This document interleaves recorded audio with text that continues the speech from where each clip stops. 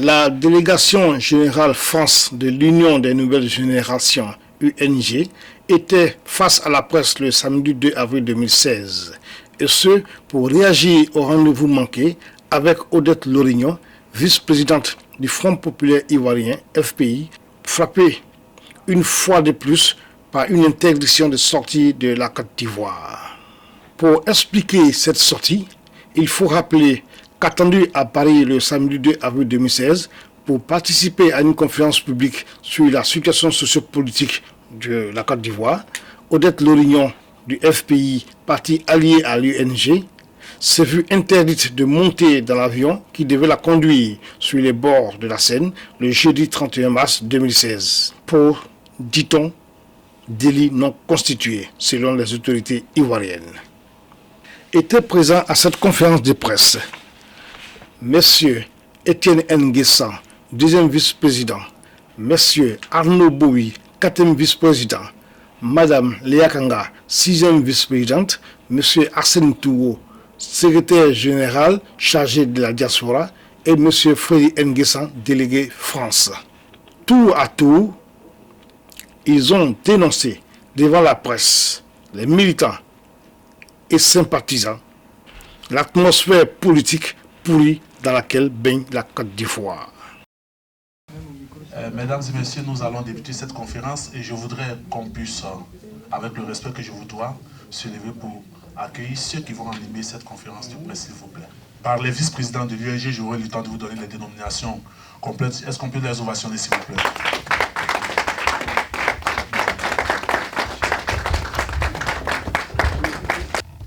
Mesdames et messieurs les journalistes, je voudrais vous rappeler que ce jour était prévu une conférence débat sur le thème « Quelle opposition politique face au régime Ouattara ?»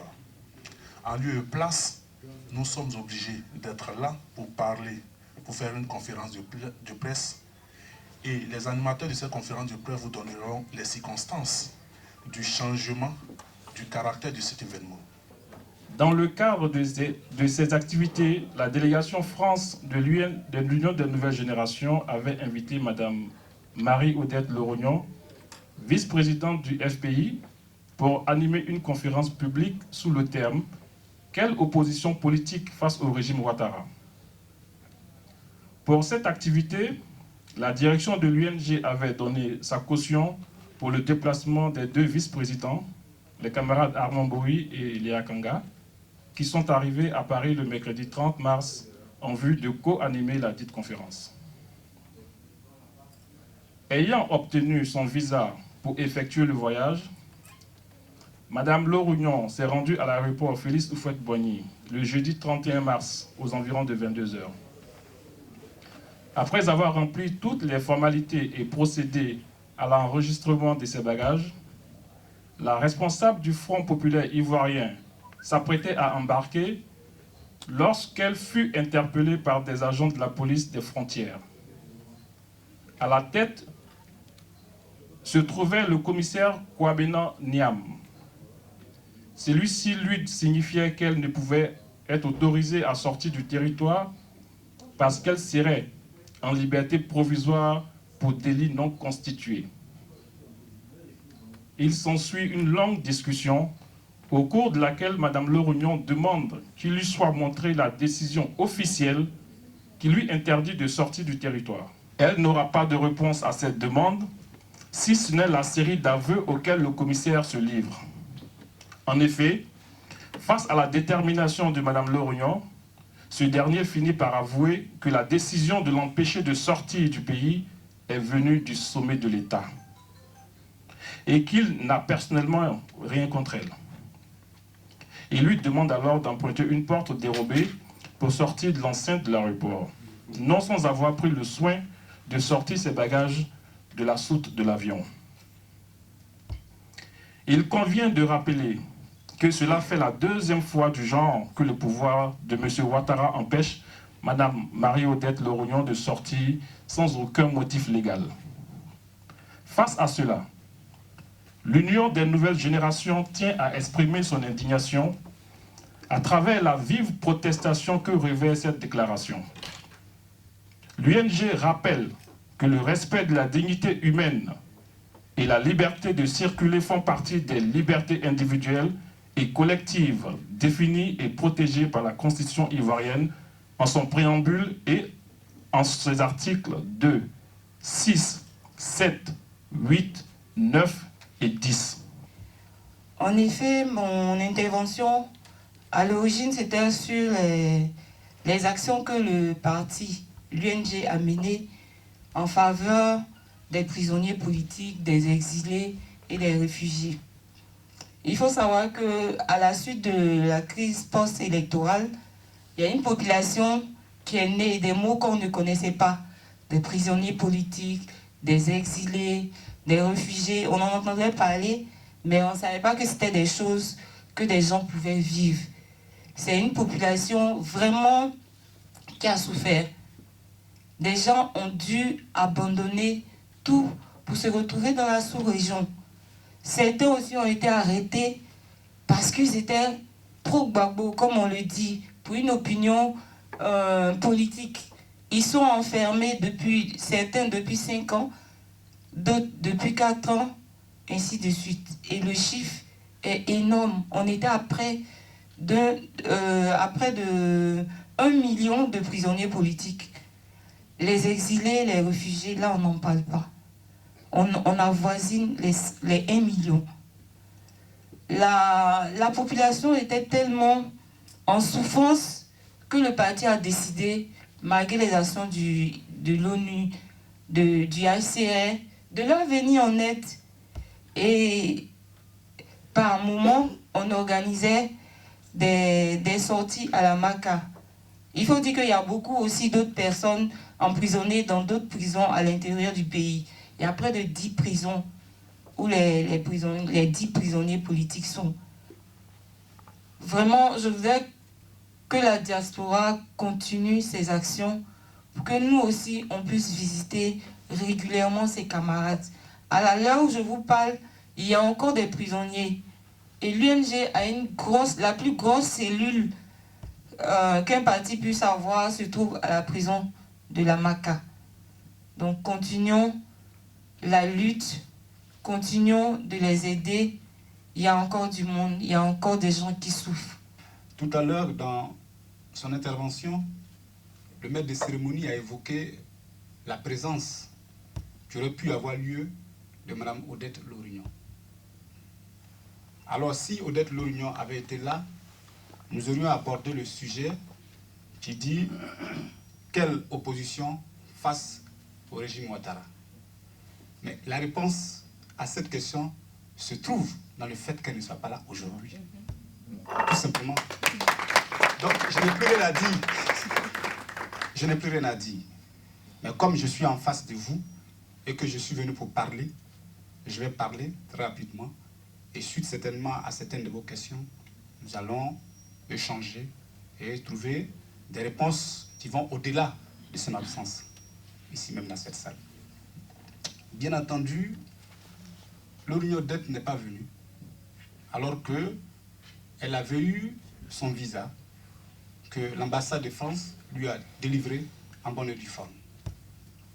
Le pouvoir d'Abidjan lui reprocherait d'être sous le coup des mandats qui ne lui permettraient pas de sortir de la Côte d'Ivoire. Si tel était le cas, je peux vous assurer que c'est faux. Odette Lorignon n'est pas sous le coup d'une quelconque procédure judiciaire. C'est simplement l'expression de la dictature qui vient donc de se manifester. Je voudrais que tous ici, nous puissions l'acclamer parce que c'est une femme qui fait face à l'oppression, qui fait face à la domination, mais nous sommes avec elle et l'UNG ne saurait accepter cela. Je voulais donc dénoncer ce qui se passe et ce que vit la vice-présidente du Front populaire ivoirien. Je vous remercie, camarades. Bien entendu, le sujet que je devrais aborder porte sur quelle opposition face au régime Ouattara. En démocratie, le binôme gouvernement-opposition doit exister et il doit fonctionner. En pareille circonstance, le gouvernement dirige, il gouverne, et l'opposition critique. Il s'oppose, il fait des propositions. Quand un tel attelage marche, alors la démocratie fonctionne bien et le pays s'en porte mieux. Malheureusement, quand cela ne fonctionne pas, quand nous assistons à un dysfonctionnement de ces deux valeurs-là, c'est le pays qui prend un coup. La paix sociale est menacée. Il n'y a pas de vie, il n'y a pas d'idées productives. Nous nous opposons à cela. Bien entendu,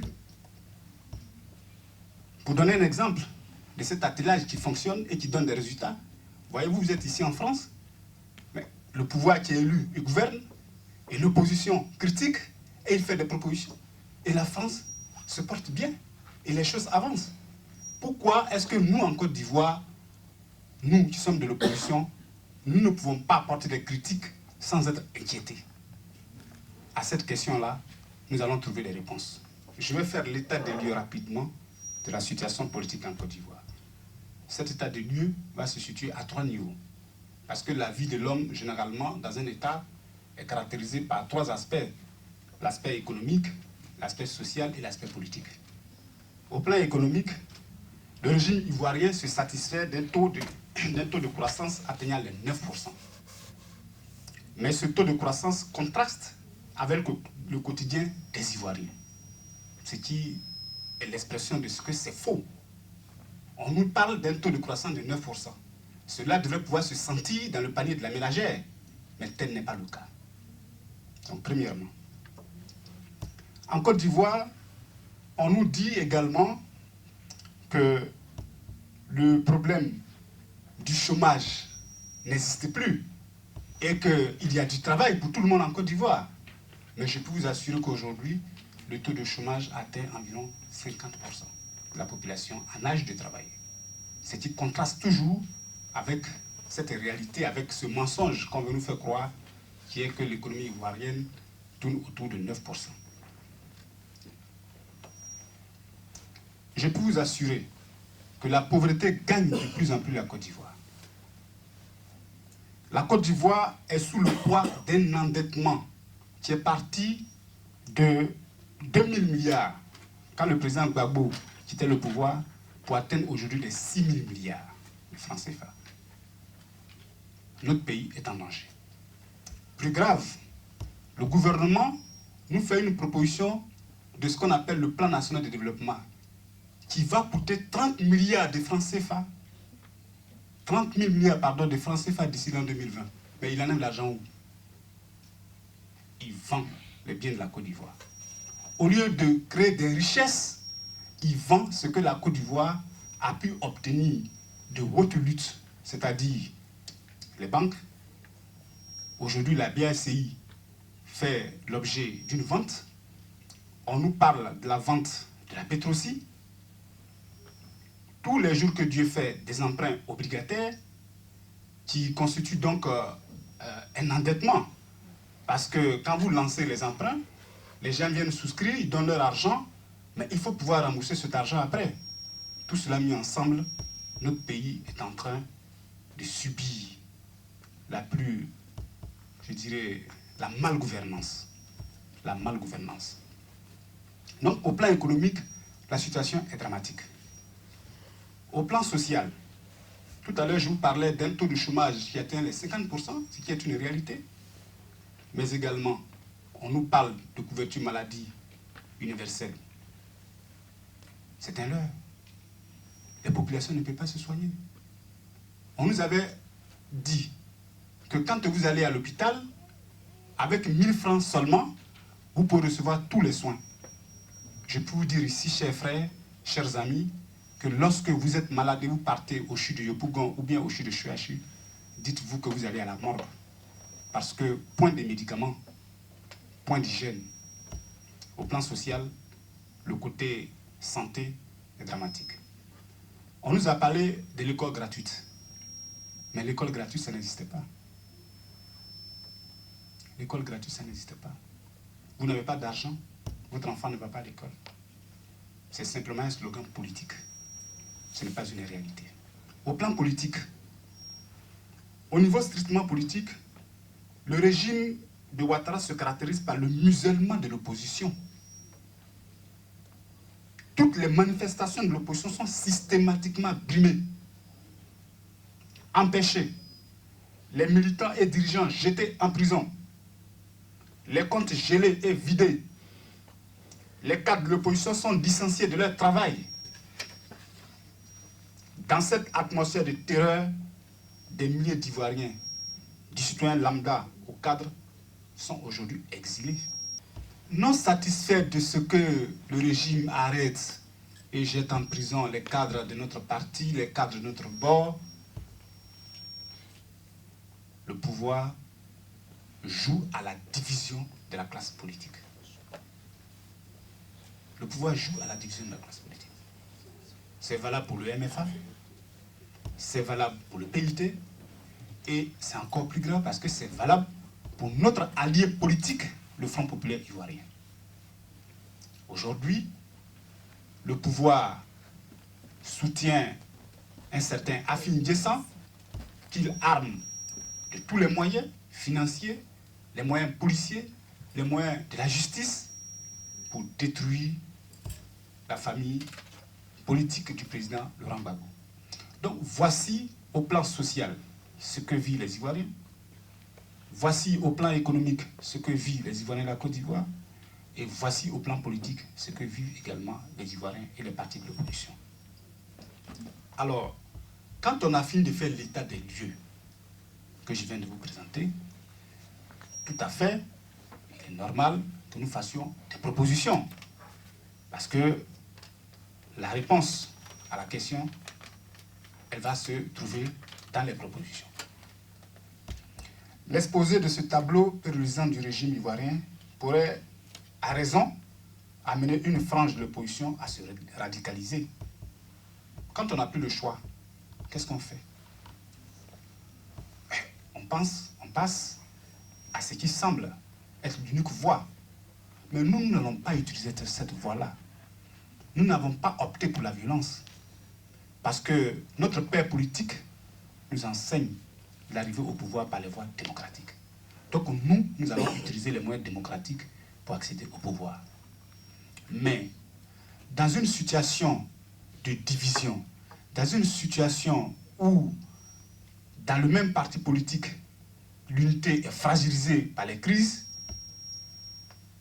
comment allons-nous faire pour accéder au pouvoir? C'est pour cela que, après avoir fait l'état des lieux, c'est pour cela que je voulais inviter toute l'opposition, à commencer donc par le Front populaire ivoirien, qui est un parti allié, à s'entendre d'abord à son sein et appeler au rassemblement de tous les partis de gauche. Deuxièmement, il faut que l'opposition évite d'aller à une quelconque élection tant que les conditions justes, transparentes d'une élection démocratique ne sont pas réunies. Parce que si nous allons à des élections dans ces conditions-là, nous y allons tout simplement pour légitimer le pouvoir. Ce qui ne doit pas être notre rôle. Notre rôle ne doit pas être de légitimer un quelconque pouvoir, mais notre rôle, c'est d'arracher la démocratie pour que les Ivoiriens se sentent bien chez eux, pour que les Ivoiriens soient libres de circuler, les Ivoiriens soient libres de penser, etc., etc. Je voulais dire également que les critères pour faire partie de ce rassemblement des partis politiques doivent aussi avoir pour objet la réconciliation nationale. L'opposition doit exiger du régime Ouattara de réconcilier les Ivoiriens. Pour nous, c'est un impératif. Il faut réconcilier les Ivoiriens. Si nous sommes unis, si l'opposition est unie, l'opposition fera du bien à la Côte d'Ivoire. Si l'opposition est unie, l'opposition pourra arracher beaucoup de choses au parti au pouvoir. Pour preuve, je voulais vous le dire, nous avons mené une étude qui, aujourd'hui, il ressort de cette étude que si unis, si les conditions démocratiques sont également réunies, en tout cas, l'opposition a la chance de remporter entre 100 voire 150 sièges à l'Assemblée nationale. Ainsi donc, nous serons sur le chemin du retour aux affaires. C'est pour cela que, pour me résumer, je voulais ici inviter les différents acteurs politiques, inviter l'Union des nouvelles générations, de s'impliquer dans un rassemblement de tous les partis de gauche pro-Gbagbo pour que dans cette union-là, nous puissions faire face à l'opposition, nous puissions faire face au pouvoir Ouattara, afin donc de revenir, si possible, très rapidement aux affaires, mais en tout cas pour que la démocratie puisse bien se porter en Côte d'Ivoire. Après leur exposé, les conférenciers se sont prêtés aux questions des journalistes. À la fin de la cérémonie, un cocktail a été offert aux participants de cette conférence.